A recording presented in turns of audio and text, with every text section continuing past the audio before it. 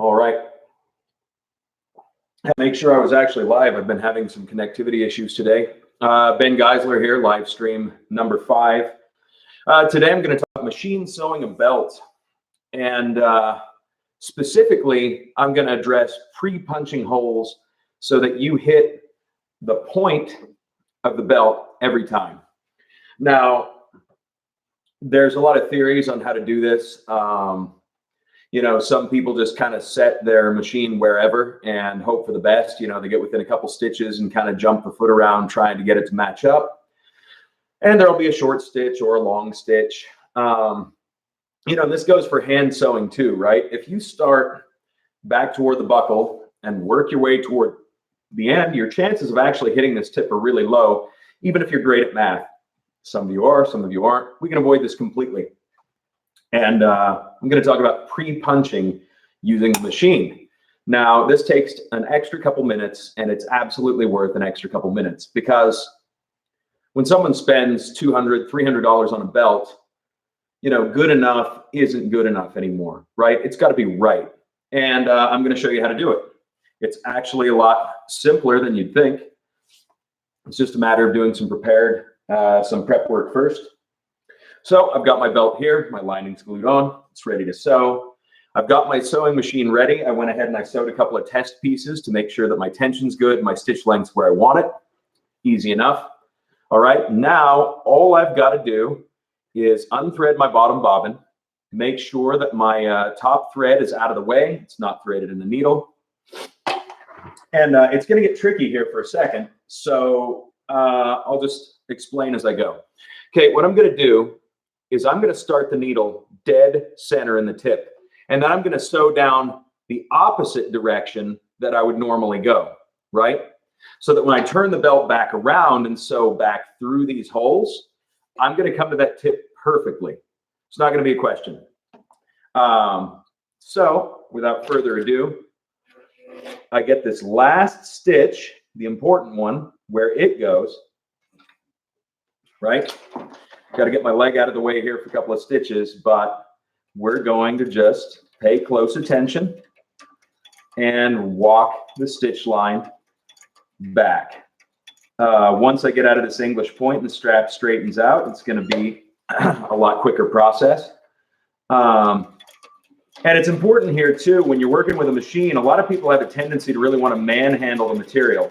Well, this is a triple feed machine, right? You got the needle moving, you got the foot moving, you got the feed dog moving. You don't need to do anything but, you know, generally guide this strap into where it goes, right? I don't need to manipulate it at all. I don't need to move it.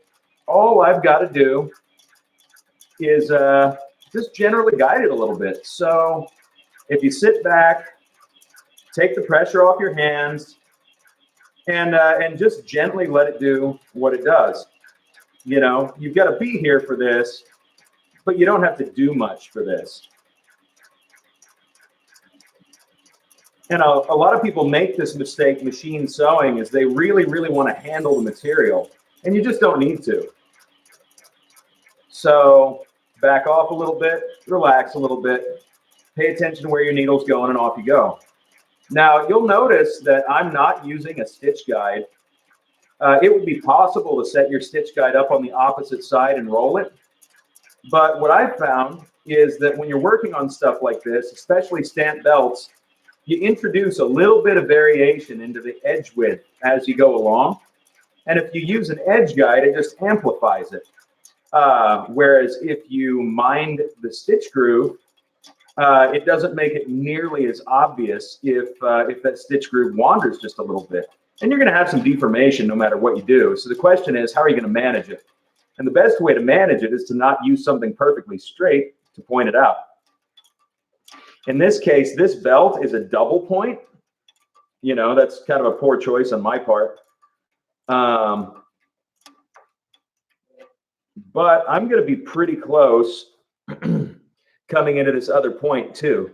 And if I've got to have a tiny bit of variation, better that that variation is under the fold than front and center, where your customer is going to get to look at it every time they, you know, thread their belt. So it looks like I'm good there. So I've come right into the point here on the end. I've come right into the point here on the important end. And now what's left to do is actually sew this thing. So thread the machine back up, and you can back stitch if you want. On these, a lot of times I overstitch. So I'll start 2 stitches early and finish 2 stitches late. And that will give the same effect as a back stitch without any of the potential issues of a back stitch. If you can use that technique, I'd encourage it. It's super clean. If you can't use that technique, you know, regular back stitch is fine. I'm going to do 2 stitches early, and I'm going to finish 2 stitches late. Now you'll notice my bottom bobbin is actually brown. Well, I mean, it's not brown, it's henna color, which blends in with the burgundy latigo. So you don't see the stitch line on the back side of this belt when it's put together. It's another one of those small details that when your customer is paying a requisite amount for a belt, it goes from being nice to have to being mandatory. So, and as long as you haven't messed with your stitch length lever or anything like that, you know, all you have to do is guide it back through the machine along the holes that you've already created. And, you know, to be honest with you, you do have to pay a little bit of attention here, but you know, this just isn't that difficult. You know, I demonstrated this technique the other day, and I got a lot of responses to the effect of, man, that seems pretty risky. And my response as well, is it more or less risky than having the tip of your belt look like hamburger? You know, because if I make a mistake here, that's on me as the craftsman. If I make that belt tip not look good and send it out of my shop, you know, that becomes a customer issue, and I don't want that. You know, my customer deserves better, and doing a little extra step like this as a craftsman just is not a big deal.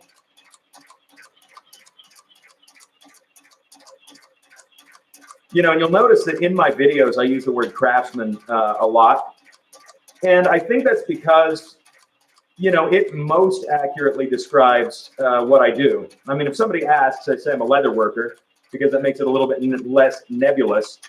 But a leather worker is a type of craftsman. I don't really like leather crafter. Makes me sound like I make dog collars at the flea market. Or crafter in general. Maker's all right. Artisan is a little bit questionable. You know, if McDonald's can make an artisan chicken sandwich, maybe that word doesn't mean anything anymore. And unfortunately, marketing has kind of killed the parlance, right? So that causes people to go out and, you know, have to come up with some way to make what they do seem special. And, you know, that's where leathersmith came from. A leathersmith isn't a thing, I promise. And you know, if you fancy yourself a leathersmith, I would encourage you to maybe consider yourself a craftsman instead. You know, that's my opinion, and my opinion and 50 cents won't buy you a cup of coffee anywhere, I don't think. But there it is for what it's worth.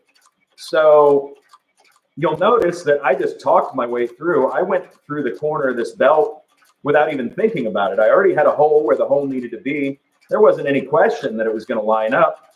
So, you know, a minute, minute and a half of running the sewing machine, and I've got no heartburn for the rest of the day. That's super good. Now, if you're using pricking irons and sewing this by hand, which I encourage everybody to do at some point, because hand sewing just, you know, hand sewing a belt's great. I mean, as far as getting the muscle memory down, there are a few things better than just sewing like 90 inches of leather. But if you're going to use pricking irons, you use the same technique. You start that diamond iron right at the tip of the belt and then work back the other direction. And you might have to fudge a stitch or 2 stitches at the opposite end, depending on the style of your fold under, you know, whether it's squared off or pointed or rounded or whatever. But, you know, you're certainly not going to have anything happen at the tip. And that's important, you know. Granted, when you get to a certain level of leather work, you're going to be, you're going to have a certain amount of skill, but sometimes that skill is manifested in how well you can hide, you know, inconsistencies or mistakes or whatever. You know, how well can you bury the body?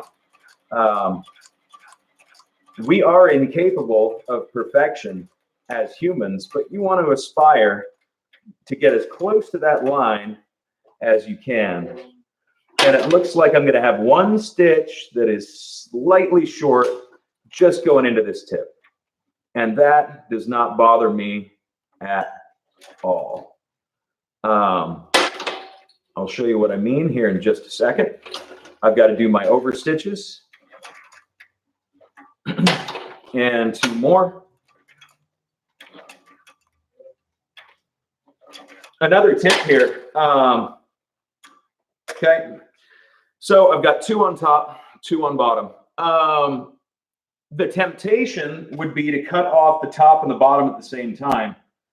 But I cut off the top and then I pull, and that pulls that short end underneath. It pulls the short end under the belt, so that when I melt it, there's no melt showing on the top. The melt is all underneath where nobody can see it. And in that case, it's just doing tidy work. So